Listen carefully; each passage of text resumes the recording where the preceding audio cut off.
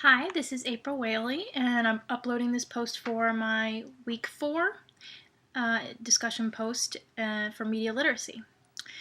Now, growth can be difficult in an industry like theater. The shows that bring in the most revenue are usually recognizable classics.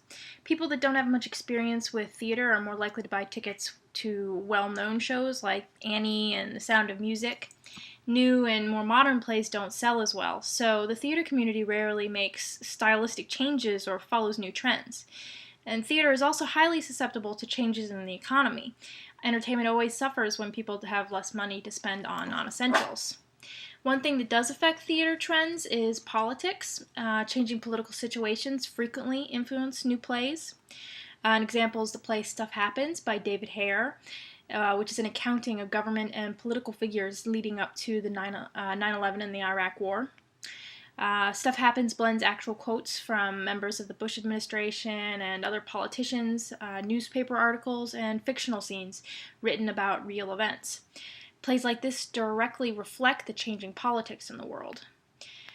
A consumer trend that could affect theater is the abundance of movie musicals being released. They went out of style for a few decades, but started becoming popular again in the late 90s with the release of Moulin Rouge.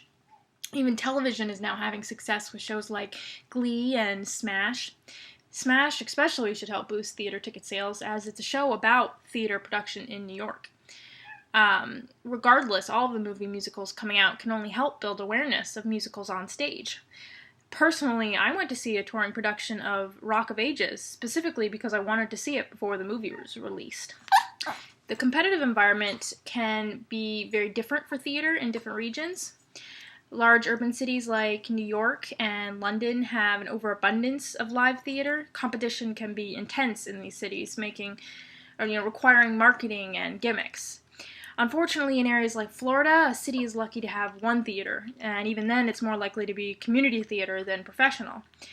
On the one hand, it might be a good place to run a theater because there's clearly a need, but you also have to question whether there's an audience willing to patronize your theater. And it might also be difficult to attract real talent to an area with so little variety in the industry. Thank you for watching. This is my discussion post 4.